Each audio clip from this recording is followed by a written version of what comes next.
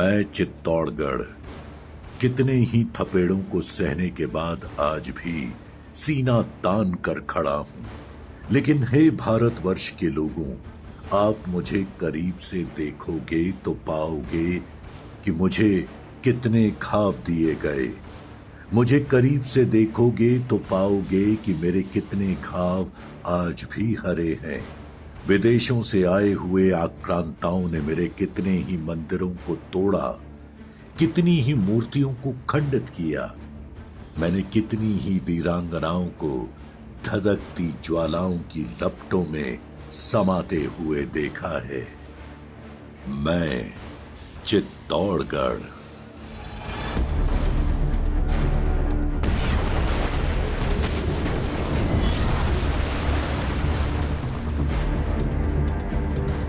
अभी जो मैं आपको बताने वाला हूं और जो दिखाने वाला हूं, हो सकता है शायद ये देखकर और सुनकर आपको बहुत बुरा लगे। मैं स्वयं अभी जिस स्थान पर खड़ा हूं, चित्तौड़ दुर्ग के अंदर जो कीर्ति स्तंभ है, यहां पर भगवान आदिनाथ जी का मंदिर है। और इस मंदिर के चारों ओर जो मूर्तियां बनाई हुई हैं, उकेरी हुई हैं, यह तो स्पष्ट है कि किस प्रकार से आक्रांतों के द्वारा इन मंदिरों की मूर्तियों को खंडित किया गया था। लेकिन चरित्र से घृणा होने लग जाएगी कि किस प्रकार से प्रॉपर शरीर के विशेष अंगों को टारगेट करते हुए खंडित किया गया है। आज जब वापस से फिर से हमारा संस्कृति, हमारे धार्मिक स्थलों का फिर से जीर्णोद्धार हो रहा है, ऐसे में जब इस स्थान पर आते हैं तो बड़ी तकलीफ होती है। मानो जैसे ये मंदिर के मूर्तियां आपसे कह रही हूं, देश के प्रधानमंत्री जी से कह रही हूं, प्रदेश के मुख्यमंत्री जी से कह रही हूं कि हमारा जीर्णोद्धार कब होगा। इस चित्तौड़ के दुर्ग के अंदर बहुत सारे मंदिर हैं। अभी इसके बाद मैं और दूसरे मंदिरों पर जाने वाला हूं और प्रत्येक मंदिर के संबंध में केवल यही जानकारी है कि जहां पर आप जाएंगे, प्रत्येक मंदिर और मूर्ति अपने विध्वंस की कहानी कहती है और आपको यह बताती है किस प्रकार से इन आक्रांताओं के द्वारा बड़ी बेरहमी से इनको खंडित किया गया है। एक सवाल मन में यह आता है कि जब यहां पर 3 बार आक्रांताओं ने हमला किया, 1303, 1534 और 1567-68 ईस्वी में, योद्धाओं ने यहां केसरिया किया। वीरांगनाओं के द्वारा अपने सतीत्व की रक्षा के लिए जौहर कर लिया गया ताकि उनका शरीर भस्म होने के बाद आक्रांता उनके शरीर की राख को भी स्पर्श ना कर सके। यह समझ में आता है कि वीरांगनाएं आखिर जौहर क्यों कर लिया करती थी। जब आप यहां पर आकर इन मूर्तियों को देखेंगे और पाएंगे कि पर्टिकुलर प्रॉपर शरीर के विशेष अंगों को टारगेट किया गया है, तो आप विचार करिए, जब मूर्तियों के साथ में इस प्रकार का व्यवहार किया गया तो यदि महिलाओं को बंदी बना लिया जाता तो उनके साथ में किस प्रकार का व्यवहार किया जाता। इसीलिए राजपुताना की वीरांगनाएं जौहर कर लिया करती थी।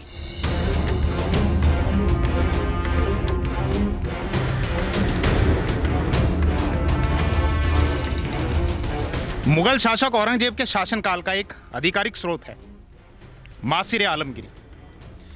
मासिर आलमगिरी को जब मैं पढ़ रहा था तो वहां से मुझे जानकारी मिली, उसी किताब के पेज नंबर 115, 116, 117 से, जिसमें उदयपुर के साथ साथ चित्तौड़ के भी 63 मंदिरों को तोड़ने का जिक्र है।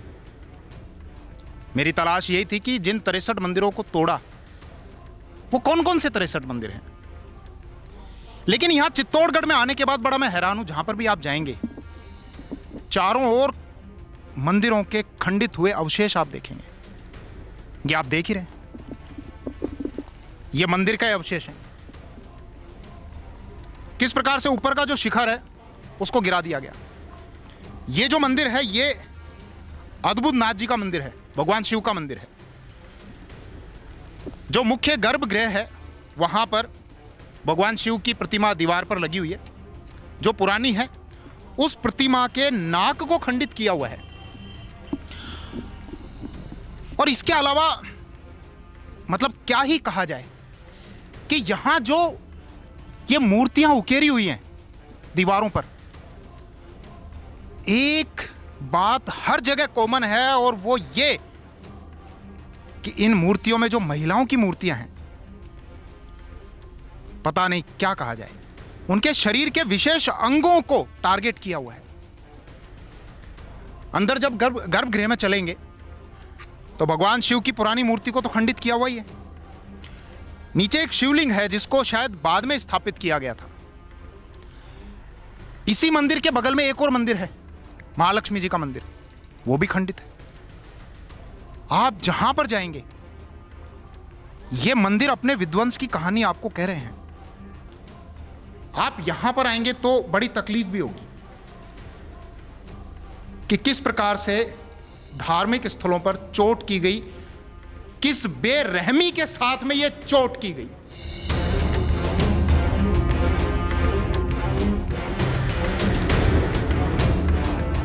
महाराणाओं के समय का चित्तौड़ का बहुत पुराना मंदिर है, महालक्ष्मी जी का मंदिर। मंदिर के सामने से जब गुजर रहे थे तो इसके शिखर पर ध्यान गया। बाकी मंदिरों की तरह इसका भी शिखर खंडित किया हुआ है।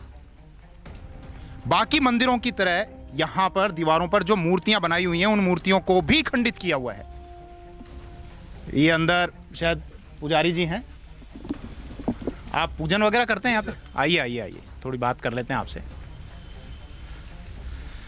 क्या नाम है आपका? अनिल शर्मा नाम है।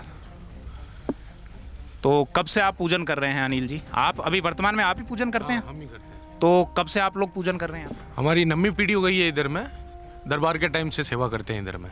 अच्छा, इसका मतलब जो मेवाड़ के जब महाराणा हुआ करते थे, उनके समय से ये लोग यहाँ पर पूजन करते आ रहे हैं। इनकी 9वीं पीढ़ी है। वर्तमान में अनिल जी जो यहाँ पर पूजन कर रहे हैं। अनिल जी, हम इस मंदिर का शिखर देखकर यहाँ पर आए हैं। शिखर पूरा टूटा हुआ है। कब तोड़ा, किसने तोड़ा? 1303 में ये अलाउद्दीन खिलजी ने तोड़ा। मंदिरों को, काफ़ी सारे मंदिर भी हैं इस पास में, अद्भुतनाथ का मंदिर है तो उनको भी तोड़ा। मंदिर कोई नहीं, काफ़ी सारी मूर्तें हैं जिनके अलग अलग पार्ट भी कटे हुए हैं। किसी का हाथ कटा है, किसी का पैर कटा हुआ है। क्या बताएं साहब अब आपको।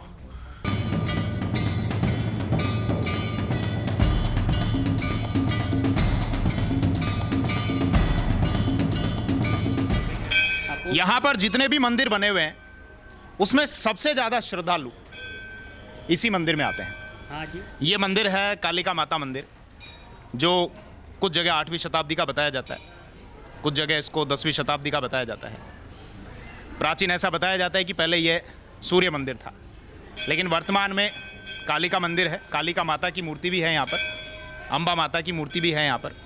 हमारे साथ में कालिका माता मंदिर में पूजा करने वाले पुजारी जी हमारे साथ में हैं, तो इनसे इस मंदिर के संबंध में और इतिहास के बारे में हम जानकारी लेते हैं। आपका शुभ नाम? महंत राम नारायणपुरी। आपके माध्यम से दर्शक ये जानना चाहते हैं कि इसका क्या इतिहास रहा और अलग अलग किस कालखंड में किन विध्वंसों से होकर ये गुजरा, और वर्तमान जो इसका स्वरूप है या जिस रूप में भी ये अस्तित्व में है वो कैसे रहा, बताइए। हाँ जी, जितना जानकारी है उतना बताता हूँ। ये मंदिर पहले सूर्य मंदिर था। ये 8वीं शताब्दी का बना हुआ मंदिर था, और इसका इतिहास में तो हमारे को कहीं लेख नहीं मिला कि इस मंदिर का निर्माण किसने कराया, किस राजा ने कराया। ऐसा बोलते हैं कि ये बप्पा रावल के समय का बना हुआ है। और उसके बाद क्या है कि अलाउद्दीन खिलजी यहाँ पर 1303 में यहाँ आक्रमण किया था। उस समय यहाँ के राजा रतन सिंह थे और रानी पद्मावती थी। तो अलाउद्दीन खिलजी ने युद्ध में, राजा यहाँ लड़ाई में रतन सिंह जी मारे गए थे और रानी पद्मावती ने जौहर ले लिया था। उसके बाद अलाउद्दीन खिलजी ने इस मंदिर को, किले के ऊपर जितने भी मंदिर थे, महल थे, सबको उसने तोड़ दिया। अच्छा, मैं बीच में एक बार टोक रहा हूँ। मैं बहुत सारे मंदिरों में गया, अद्भुतनाथ जी के मंदिर में भी गया, महालक्ष्मी जी के मंदिर में भी गया, यहाँ पर भी हूँ। केवल मुझे चित्तौड़ के दुर्ग में एक मंदिर यही ऐसा दिखा जिसका शीर्ष या गुंबद अभी भी शायद उसी अवस्था में है जिस अवस्था में पहले रहा हो। अच्छा, ऐसा नहीं है तो बताइए। नहीं, इस मंदिर को महाराणा हमीर सिंह ने दोबारा जीर्णोद्धार कराया, इसका शिखर वगैरह बनवाया था। उसके बाद में यहाँ पर काली माता की मूर्ति स्थापना कराई थी। कालिका माता जी क्या है कि उनके राज परिवार के लोग ही इसकी सेवा पूजा करते थे, और महाराणा हमीर सिंह ने यहाँ काली माता की मूर्ति स्थापना कराई। तब से ये काली माता का मंदिर है। बाकी इस मंदिर का जीर्णोद्धार महाराणा हमीर सिंह ने कराया था।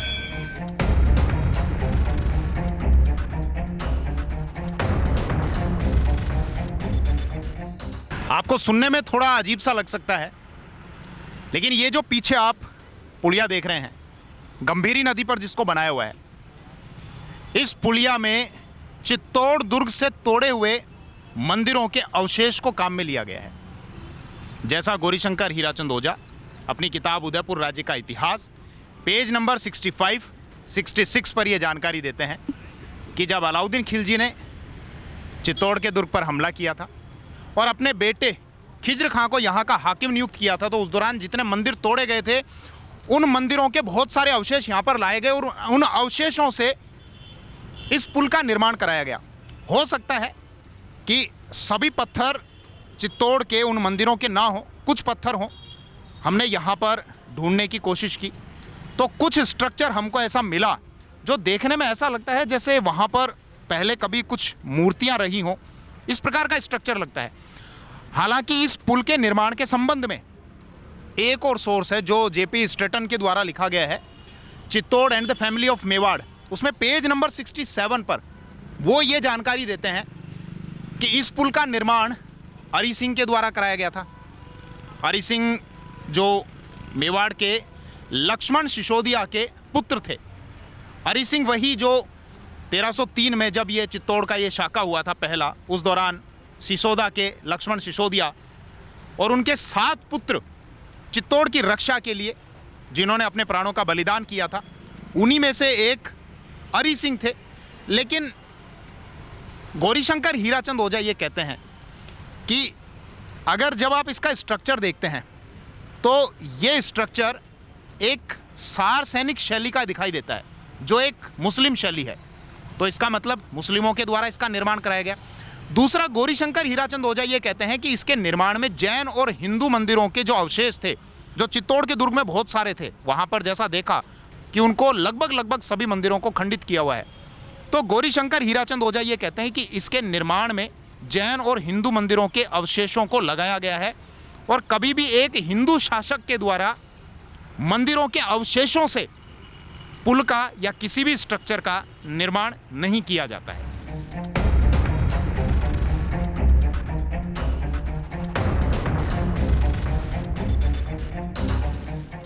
ये चित्तौड़ का पूर्वी प्रवेश द्वार है जिसको सूरज पोल के नाम से जाना जाता है। दरअसल अगर आप चित्तौड़ आना चाहते हैं तो 2 दरवाजों से, 2 अलग अलग मार्गों से यहाँ पर एंट्री कर सकते हैं। एक तो पूर्व दिशा की ओर देखता हुआ हो गया सूरज पोल, पूर्व से सूर्य उदय होता है इसीलिए इसका नाम सूरज पोल। और यदि आप पश्चिम की ओर से आते हैं तो वहाँ पर कुल 7 दरवाजे हैं। पहला दरवाजा है पाडल पोल, दूसरा है भैरव पोल, फिर हनुमान पोल, फिर गणेश पोल, फिर जोड़ला पोल, फिर लक्ष्मण पोल और फिर राम पोल। वो जो 7 दरवाजे बने हुए हैं बड़े घुमावदार रास्ते पर बने हुए हैं। शत्रु सेना के लिए उस मार्ग से आना बहुत चुनौतीपूर्ण होता था। जब दूसरे हम दरवाजे पर आते हैं भैरव पोल, वहां पर 2 महान योद्धाओं के स्मारक हैं। एक तो वीरवर कल्ला राठौड़, इसके अतिरिक्त जयमल राठौड़। जयमल राठौड़ के संबंध में जैसा अबुल फजल अपनी किताब अकबरनामा में लिखता है, अकबर के हिसाब से लिखता है। ये तो हम जानते हैं कि अबुल फजल जो है वो अकबर का दरबारी था, नवरत्नों में से एक था, वेतन भोगी था। तो बहुत सारी बातें तो उसी प्रकार की लिखी जाएंगी जिस प्रकार मुगल बादशाह चाहता था। लेकिन खैर, जैसा भी जयमल राठौड़ के बारे में जैसा मुगल शासक अकबर ये लिखता है कि मैंने अपनी संग्राम बंदूक से निशाना लगाया और एक योद्धा पर वो निशाना लगा, तो मेरे साथ में जो शुजात खां थे, भगवंत दास थे, उनसे मैंने कहा कि शायद उस योद्धा को वो गोली लगी है। खाने जहां ने ये कहा कि अगर वो योद्धा वापस दिखाई ना दे तो हमको समझ जाना चाहिए कि ये गोली उसी व्यक्ति को लगी है। आगे अबुल फजल अकबरनामा में ये लिखता है कि जब्बार अली दीवाना ने मुझसे यह कहा कि शत्रु दिखाई नहीं देता और कुछ ही समय बाद दुर्ग के अंदर आग की लपटें उठ रही थी। हमें ज्ञात हुआ कि ये जौहर की लपटें हैं। अगले दिन सुबह सबसे पहले दुर्ग के अंदर 50 हाथियों को प्रवेश कराया गया।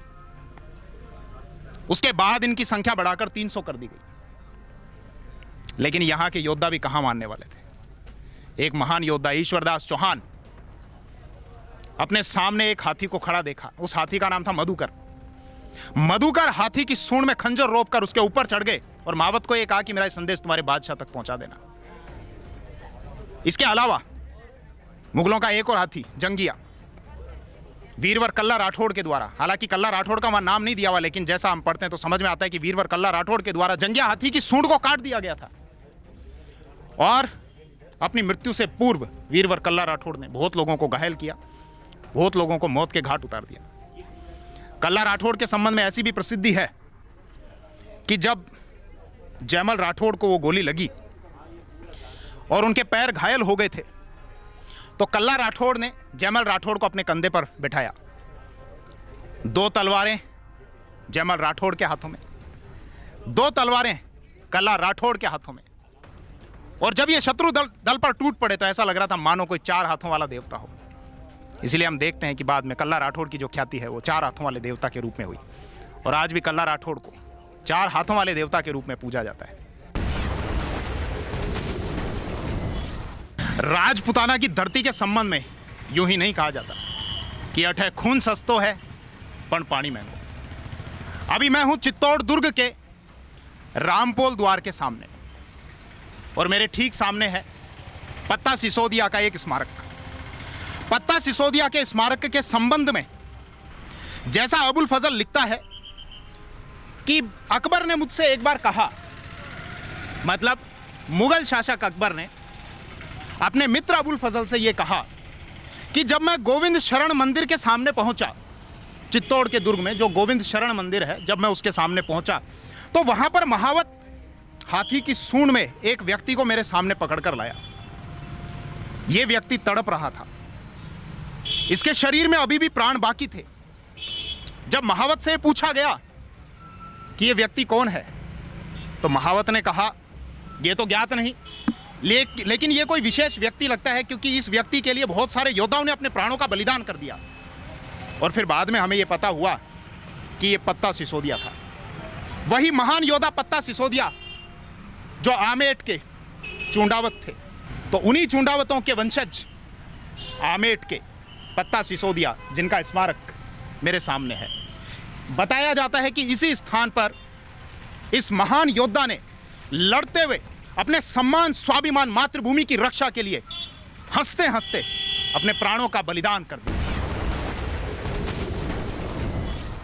चित्तौड़गढ़ में झालरा पाटन से आया हुआ एक विशेष दल भी मिला है हमको, sigma school of excellence senior secondary school. Jhalra Patan से आए हैं, मतलब वसुंधरा राजे जी जो हैं राजस्थान की पूर्व मुख्यमंत्री, उन्हीं के क्षेत्र से आए हैं।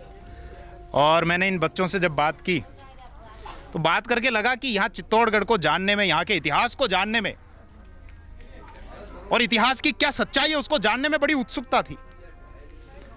और ये बच्चे भले ही दूसरे योद्धाओं के बारे में नहीं जानते, लेकिन महाराणा प्रताप के बारे में तो जानते हैं। और जाने भी क्यों ना, उस महान योद्धा ने स्वाभिमान के आगे, स्वाभिमान के लिए किसी के आगे सर नहीं झुकाया। बात करते हैं, क्या नाम है बेटा? प्रकृति। अच्छा, महाराणा प्रताप के बारे में क्या जानते हो, बताओ। महाराणा प्रताप एक स्वाभिमानी योद्धा थे जिनके पास बहुत कम सेना थी अकबर के मुकाबले और बाकी किसी भी मुग़ल शहंशाह के मुकाबले, लेकिन फिर भी उन्होंने अपने स्वाभिमान को कभी नहीं छोड़ा और अपना सिर कटवाने के लिए मंजूर थे, लेकिन कभी भी अपना सिर झुकाने के लिए मंजूर नहीं थे। बेटा हो तो बहुत छोटे से, लेकिन जानकारी बहुत है आपको। मतलब एक बच्ची को भी ये पता है कि महाराणा प्रताप इतिहास में इसलिए महान है क्योंकि वो सर कटवाने को तो तैयार थे, लेकिन अपने सम्मान, स्वाभिमान, वंश की प्रतिष्ठा की रक्षा के लिए सर झुकाने को तैयार नहीं थे। महाराणा प्रताप के प्रिय घोड़े का नाम भी चेतक था। और यहाँ पर ऐसा लग रहा है जैसे चारों तरफ बहुत सारे चेतक यहाँ पर खड़े हुए हैं। पर्यटक आते हैं यहाँ, दूर दूर से आते हैं। और आज तो रविवार है और बहुत बड़ी संख्या में यहाँ पर पर्यटक हैं। खैर, मुझे तो यहाँ पर महाराणा प्रताप की भूमि पर पहली बार आने का सौभाग्य प्राप्त हुआ और यकीन मानिए मैं बड़ा गौरवान्वित महसूस करता हूँ अपने आप को इस स्थान पर आने में। तो यहाँ पर ये काफ़ी पर्यटक है, बाहर से भी आए हुए हैं। अच्छा, आप में से कोई स्थानीय है क्या जो यहाँ? अच्छा, सभी स्थानीय है। अच्छा अच्छा अच्छा अच्छा। तो आप कब से रह रहे हैं यहाँ पर? मैं जन्म से यहीं रह रहा हूँ, हमारी चौथी पीढ़ी अभी यहीं पे रह रही है। अच्छा, तो मैं तो आज पहली बार आकर यहाँ बहुत अच्छा फील कर रहा हूँ और आप तो यहाँ डेली रहते हैं, इसी स्थान पर रहते हैं, वर्षों से रहते हैं, तो आपको कैसा लगता है? बस ऐसा ही है कि मुझे न जाना गंगा सागर, मुझे न जाना मथुरा काशी, तीर्थराज चित्तौड़ देखने को मेरी आंखें है प्यासी। जय चित्तौड़, जय मेवाड़। तो एक बार आप सभी बोल दीजिए, जय चित्तौड़।